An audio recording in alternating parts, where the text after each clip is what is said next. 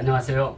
안녕하세요. 예, 박물관 유물에서 상징의 비밀을 찾다 강의를 시작하겠습니다. 자, 예, 이것은 그 고구려 초기 도읍지 오녀산성 입구에서 찍은 사진입니다. 이때 좀 탈팔했죠?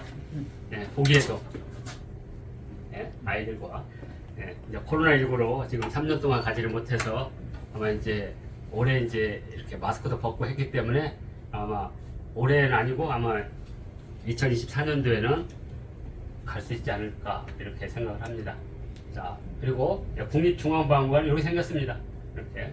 그래서 1층이 여기 선사 고대관 그리고 중근세관 그래서 선사 때부터 대한제국까지 요게 이제 통사적 맥락에서 유물을 볼 수 있는 거고요. 2층부터 이제 주제별로 뭐 서화라든지 뭐 불교 조가 이런 것들이 있고 3층은 이제 주로 이제 청자라든지 이제 저기 백자, 청아백자 이렇게 돼 있습니다. 이렇게 돼 있고요. 여기 이렇게 모아놓은 것은 이제 상징인데 왜 이거 부처님을 갖다 놨느냐? 이 손 모양 자체가 상징이거든. 이건 이제 설법인이라고 부르는데 티벳에 보면 이제 불상 조성 도량경이라는 데 보면 약 한 360가지의 손 모양이 있습니다. 이렇게 해가지고 열반일부터 시작해서 항마 촉진이라든지 또는 이렇게 설법인 주로 이게 이제 우리가 이제 타락한 스님들이 돈줘 이렇게 한다는 거 우리가 돈줘. 여러분 예수님이 없어. 예수님이 이렇게 하면 안 돼. 이렇게 하는 순간 돈 달라는 거니까 예수님은 이렇게 하셔야 돼. 없어. 이렇게 농담을 이렇게 많이 하는데요. 하여튼 이게 다 상징이기 때문에 그렇습니다. 여기 다. 부처님은 36종호가 있으니까 36가지 상징이 있으니까 그 중에 이제 뭐 평발이라든지 음마장상이라든지 이런 것들이 있습니다. 음마장상 하면 그런 게 뭐 왕건상 이렇게 돼 있거든요. 예전에 이제 그 북한 유물전 할 때 그 왕건릉에서 출소된 이제 왕건상이 왔거든요. 그때 이제 여기를 보여주면 안 되잖아 우리 한국인들은. 그래서 거기다 수건을 덮었길래 제가 거기 필요할 때 이 왕건상의 핵심은 그건데 그걸 갖다가 자꾸만 음란이나 이런 거 해가지고 거기다 그걸 덮어놓으면 어떻게 되냐고 그걸 이렇게 왜냐면 음욕이 없어지면 그 남성의 상징성이 안으로 들어가거든요. 그게 이제 핵심이죠. 그걸 상징으로 봐야 되는 거죠. 그걸 현실적인 그 남근으로 보는 게 아니라 이렇게. 그래서 상징이 이렇게 중요하다. 이렇게.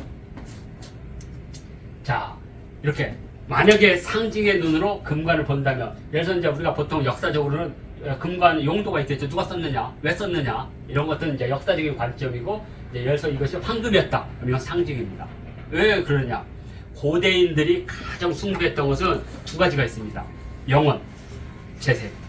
그러니까 변하지 않는 영원성. 근데 인간은 그게 안 되거든. 왜냐면 할아버지가 돌아가시고 할머니 돌아가셔. 근데 바위는 영원하잖아요. 근데 나무를 보니까 영원은 하는데 재생을 해. 열매가 떨어지고. 그래서 영원성을 두 가지를 본 거예요. 하나는 불변의 영원성이 있고 하나는 재생을 통해서. 그래서 재생을 통해서 나온 것들은 이제 곰, 토끼, 개구리 이런 것들. 그죠? 새끼도 많이 낳지만 반드시 뭔가 어떤 통과 의례를 해요. 땅속에 숨었거나 겨울에 어디 숨었거나 불 속에 들어갔거나. 그래서 봄이 되면 새끼들을 거느리라고 하잖아요. 이것이 재생, 부활로 본 거죠. 이제 이런 것들이 상징이죠. 그러면 뭐냐? 황금이에요. 황금. 고대인들이 불변의 상징으로 본 게 돌이었어요. 불변. 그래서 이제 거기다 암각하다 세우고 막 했다가 새기고 했거든요. 그러니까 좀 지나니까 옥이 등장합니다. 그러니까 근데 돌이나 옥은 이렇게 옥은 작고 돌은 크고 이게 문제가 있는 거예요. 그러니까 돌로는 이렇게 그릇을 만들기에는 너무 크고 만들기 어렵고 옥은 너무 작아서 요건 되는데 그래서 왕을 상징하는 5가지 옥이 있잖아요. 황이라든지 이런 것들 벽이라든지 거기에서 만들어진 건데 그러니까 사람들이 이걸 대체할 수 있는 건 뭐냐? 푸른 것. 고대인들은 하늘을 푸른 것을 숭배했으니까 그때 등장한 게 청동이에요. 청동. 그러다가 이제 청동 다음으로 청동이 너무 자주 깨지니까 이거보다 더 강한 거 그게 바로 철이었어요. 그래서 모든 금속은 그래서 쇠예요. 모든 금속은 쇠. 쇠급이잖아요. 쇠라는 게 우리말에 신성하다는 뜻을 갖고 있으니까 그러다가 5번째 드디어 인간은 녹슬지 않으면서 독자적인 그렇죠? 다른 금속과 절대로 섞이지 않는 다른 금속은 다 섞이거든요. 이 금속만 안 섞여. 이 금속만 유일하게 혼자 있어. 예? 그리고 지구상에서는 생성되지 않는 금속이에요. 안 돼. 만들 수가 없어요. 이 온도, 이 금속이 만들어질 때는 초신성이 폭발할 정도 됐을 때 그 열에서 전자가 만들어질 때 그때 만들어져요. 그것들이 지구로 뿌려진 거예요. 탁. 그래서 거기 이제 한 곳에 많이 넣으면 그걸 금광인 거고요. 그것이 뿌려지면 사금인 거예요. 사금. 예, 그게 바로 금이에요. 금은 독자적인 금속입니다. 그리고 불변해요. 그죠? 변형이 잘 돼. 그리고 요만한 걸로 수미터를 만들 수 있어요. 가벼우면서도 세울 수 있고. 이건 이제 과학인데, 예? 그래서, 예. 거기에다가 뭔가 푸르푸른 걸 달거든. 이 고곡이 말 아까 옥숭배사상에서 나온 거죠. 그러면 세상에서 옥이 나온 데가 어디 있냐? 세 군데밖에 없어요. 세 군데. 동아시아에서. 하나가 요동의 수학. 우리나라 옥은 다 거기 출신이에요. 자, 그 다음에 또 하나가 뭐냐면, 곤륜산. 곤륜산. 거기 갔다가, 예, 화전이 호텐이라고, 화전, 호텐. 그래서 그 화전에서 나온 그것은 품결이 하나도 없는 옥이라고 해서 완벽이라고 불렀어요. 완벽. 근데 거기 나오는, 그래서 거기를 뭐라고 하냐면, 거기서 추출되는 옥을 화씨옥이라고 해요. 옥문관이 그래서 생긴 거든, 그 화씨라는 게 호텐 사람들을 씨자로 붙인다고 그랬잖아요. 북방민족들은.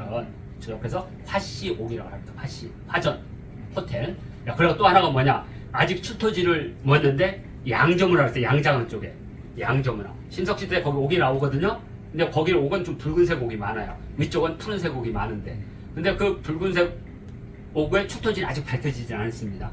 그래서 중국의 중심에는 옥이 없어요. 중국은 다 수입한 겁니다. 수입. 그러니까 중국의 옥문화는 존재하지 않았던 거예요. 처음에. 그럼 옥문화가 최초로 나온 데는 두 군데밖에 없습니다. 하나는 양자강 지역의 양저문화와 북쪽의 우리 홍산문화, 우리 요한 문명이라고 하는 그 두 개가 옥의 고향이에요. 그리고 그것을 중국인들이 받아들이게 됩니다. 하늘로. 그래서 우리가 황금을 그렇게 이해하면 됩니다. 황금.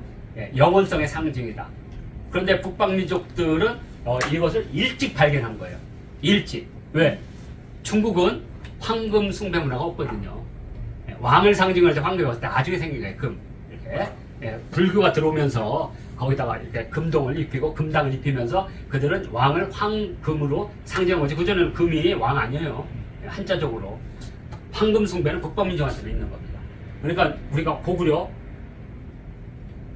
황금 있죠. 금동이지만 신라가 이제 황금을 만든 거고 다 동에다 금을 칠한 거지. 왜냐면 구리와 금은 궁합이 잘 맞거든요. 자, 이제 그걸 이제 우리가 이제 뭐라고 하냐면 아연을 놓는 그 아연, 추출법이 있어요. 그래서 이 아연이 없으면 둘이 잘 안 붙어. 그냥 서먹서먹해. 아연을 놓으면 하고 놀다가 아연이 공기 만나면 싹 사라져. 그러면 못 떠나고 손잡은거 그대로 살고 그냥 우리 살지 뭐. 그래서 금동이 되는 거예요. 그래서 역사도 화학을 배워야 돼요. 자, 그래서 이 북방민족들은 다 황금, 고구려, 백제, 신라, 가야, 구예, 부여. 부여는 완벽한 금동관이 나오지 않았어요. 근데 부스러기들이 많이 나왔어요. 그 부여의 수도라고 하는데 길림시에 가면 서단산 문화가 있고 동단산 문화가 있는데 그 동단산 아래쪽이 남성자 토성이다. 거기가 이제 부여의 왕성을 보고 있습니다. 거기서 금동으로 된 혁대나 이런 것들 많이 나왔어요. 완제품이 안 나와서 그렇지. 그러면 이제 그럼 고조선 이전은 뭐냐? 고조선 옥문명이잖아요. 청동 문명이고. 그러면서 고조선 다음으로 부여계통. 그러니까 북방에서 부여계통이 아마 흉노와 함께 최초의 황금을 숭배한 것. 그래서 우리는 신라를 흉노계 부여족으로 보고 있습니다. 그러니까 흉노가 이렇게 그 지역은 이제 흉노가 이제 다종족 연합이니까 그쪽에 있고 이쪽은 또 우리 예맥계가 있었겠죠. 그러니까 예맥계 신라도 있었고 흉노계 신라도 있었고 본토 신라도 있었던 거죠. 그게 이제 우리가 흔히 말하는 이제 거기 조선 유민들이 와서 살았다고 했잖아요. 그러다가 이제 그 사람들이 나중에 이제 육부를 구성하죠. 육부.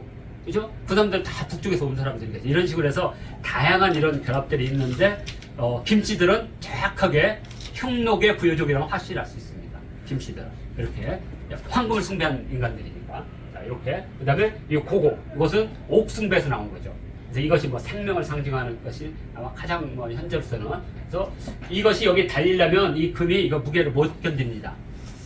금은 휘어지니까. 그럼 이걸 세우는 방법은 뭐냐? 여기에 과학이 들어가면 돼요. 이 모든 금속은 이렇게 뭔가를 이렇게 탁 치면 금속의 그 조직이 깨져요. 그러면서 그 조직이 확 뭉쳐요. 그걸 밀도의 집중이라고 합니다. 그래서 이 금의 껍데기에다가 탁탁탁탁탁 이렇게 예, 못으로 이렇게 흠집을 내면 그쪽으로 힘이 모아져요. 그래서 딱 쓰게 되는 겁니다. 그렇지 않으면 방법은 뭐냐? 투각을 하면 돼요. 투각. 근데 황금에다 투각하면 버때가 되잖아요. 이건 권위가 상실되잖아요. 그래서 투각은 어디 있냐? 그릇에다. 제사 그릇에다. 제사 그릇을 크게 하려면 견디지를 못하잖아요. 그 온도에. 그건 뭐냐? 투각을 하면 밀도 거기 투각하는 데 집중이 돼서 쓸 수가 있어요. 그 안에 팍 하는데요. 실제 가마를 투영한 게 있거든요. 그러면 그 그릇이요. 진짜 흔들려. 파랗게 달궈진 게. 이렇게. 근데 그것이 약간의 물레로 완벽한 지름이 정확하지 않으면 다 찌그러져요. 그러니까 물레로 수없이 돌려가지고 지름을, 그러니까 둥근 원을 만들 때, 그때 버틸 수가 있어요. 그래서 우리가 조선시대 다랑한 일곱 만들기. 그 정도로 버틸 수 있는 흙은 존재하지 않아요. 이렇게. 자, 그래서 하여튼 우리가 상징의 눈으로 보면 엄청나게 많습니다. 이 부분은 뒤에 가서 있으니까요. 자, 그 다음에 이제 상징은 어떻게 탄생하느냐. 상징은 처음에 이렇게 그림을 그립니다. 도상이죠, 도상. 그냥 자연에 있는 사물을 갖다 그려요. 네? 처음에는 이제 그냥 단순한 그림이에요. 이거에다가 의미를 부여하게 되면 도상이 돼, 도상. 근데 이건 연꽃인데, 연꽃은 입이 5개인데, 여기 8개로 되어 있잖아요. 아무런 8개 될 수가 없어요. 근데 팔이 갖고 있는 상징성. 그것은, 인도 같은 데서는 팔을 초월적 수로 봐요. 7까지는 지상의 수예요. 그래서 7까지 7명의 신이 세상을 창조하잖아요. 그러면 깨달음의 세계는 하나의 세계가 더 있죠. 그래서 8이 깨달음의 세계예요. 그리고에서는 산은 속세 세계고, 그래서 항상 땅은 4개로, 그래서 세상을 이렇게 만드는 물질도 지수화풍 4개인 거예요. 지수화풍 이렇게. 자, 그래서 이렇게 도상이 돼요. 자, 그리고 또 하나는 뭐가냐면 우리가 흔히 말하는 숫자. 동아시아는 특히 숫자의 상징이 많이, 그걸 상수라고 합니다. 이 상수의 첫 아시죠, 뭔지? 거북이 뭐 할? 네? 상수 철학의 최초, 동아시아 상수 철학의 최초. 황하에서 이거 여기 주역질 처음에 배울 때 그거 했던 거. 하도 낙서. 예. 그게 이제 숫자죠. 그러니까 숫자는 서수 하나 둘 셋이 아니라 그 숫자에 상징이 있는 거죠. 1과 6은 물의 수다. 그래서 1은 천수, 그리고 6은 지수. 그래서 천수는 어디까지 오는 거냐면 저기 경회로까지 오는 게 천수의 1. 그래서 주역에서 1은 곡이 있어야 돼요. 그리고 거기서부터 육수가 돼요. 그래서 경회로에 있는 모든 값수가 다 육각으로 된 겁니다. 다. 거기다 물 숫자 집어넣는 거. 물의 숫자. 그리고 유기전도 그래서 물이에요. 그래서 이것은 번영을 뜻해요. 물살이. 그게 왜냐? 저 위에 자미원에서 오면 이쪽이 천시원이거든요. 자미원 뒤에가 천시원이에요. 그래서 그게 시장이에요. 그 시장의 기운이 쫙 와서 경복궁 뒤에 시장이 열려야 되는데 우리는 시장을 안 열었죠. 그래서 그 물이 어디로 오냐? 청계천으로 오죠. 청계천에 육수를 두게 되죠. 그게 유기전입니다. 네? 자, 이렇게 해서 이거 상수로 합니다. 숫자의 상징. 특히 한국인들은 3 좋아했죠. 그리고 뭐 좋아했죠? 고구려인들은 7을 좋아했어요. 7과 3. 근데 이거 7과 3을 좋아하는 고구려인들이 우리 고조선의 단군 역사에 여기에 빡 나오네요. 기 37. 37 좋아했잖아요. 37. 네. 그래서 보세요. 여기가 남두육성이고 이게 북두칠성이에요. 인간이 죽을 때 이거 타고 가고 태어날 때는 이거 타고 가는데 여기도 별이 7개잖아요. 육수인데 왜냐면 6은 상징이 될 수가 없어요. 근데 뭐 남두육성은 별이 6개인데 어떡할 거예요.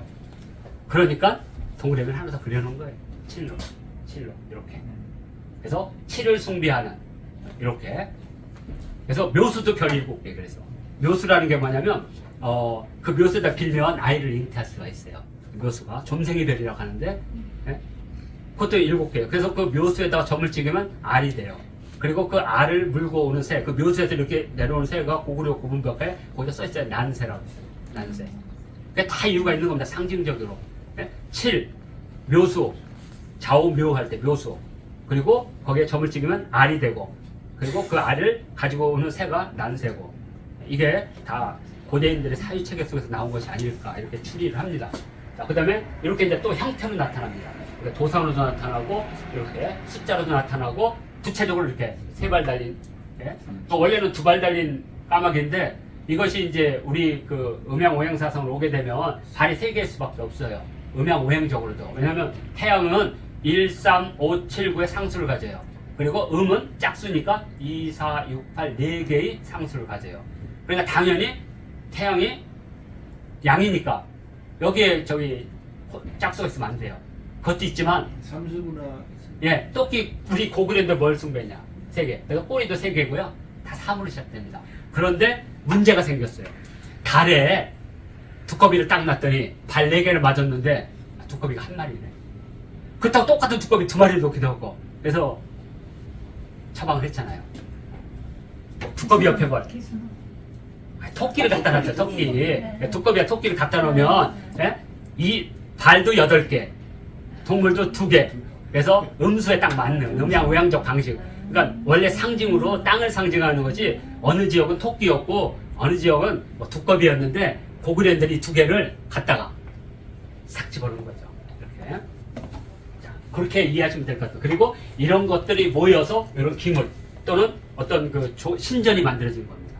그러니까 예를 들어서 우리가 불국사 하면 불국사 각 건축물 하나하나는 불교 경전에 있는 상징이지만 이걸 딱 모아놓으면 불국토가 되는 거예요. 그러니까 그 안에는 또 막 수많은 극락 정토, 뭐 관세음 정토 많아요. 이것을 모아놓으면 전체 하나의 불국 정토가 되고, 이 불국 정토는 신라인들이 꿈꾸는 모든 염원들이 그 토암산에 다 들어가 있어요. 그러니까 토암산 자체가 또 하나의 세트라고 보시면 돼요. 이걸 쪼개면 불국사와 석굴암이는 또 2개로. 그럼 석굴암이 들어가면 또 거기 쪼개죠. 그 안에 들어가면 또 불상들이 또 있어. 그러면 이렇게 작은 상징부터 시작해서 모여서 하나의 우리가 말하죠 종합이 만들어지면 이걸 또 이렇게 또 모여 또 그래서 석굴암이라고 하나의 거대한 하나의 상징 체계가 만들어지고 이것이 불국사와 만나면 토암산 자체가 하나의 상징이 되는데 이게 또 이제 동해 간포에 그 가문사까지 만나면 또 하나의 또 신라인들이 생각할 때 이상향이 나오게 되죠. 그러니까 신라인들이 그걸 만들 때 그냥 만든 게 아니고 그런 불교적인 걸 완벽하게 이해했을 때만 만들어질 수가 있습니다. 그래서 이렇게 상징은 이렇게 탄생한다. 그래서 대체적으로 이 3개가 여기에 모이게 됩니다. 네? 그리고 이걸 다시 분류하면 고국은 고국의 상징. 그다음에 요거 우리가 이제 이걸 출자라고 하는데요. 아니 무슨 여기다가 날출자를 해요. 아 이건 산자지. 아 상징적으로 볼 때 선생님이 할 때 날출자 그럼 날출자는 2개만 써야지. 이거 4개까지 있거든요. 근데 재밌는 것은 초기에 하나가 있어요. 그래서 4개까지 나왔어요. 그래서 혹자는 만약에 신라가 불교를 받아들이지 않았다면 5개에서 7개까지 나왔을 가능성이 있다. 이렇게 지금 보고 있습니다. 현재까지는 산자가 사산.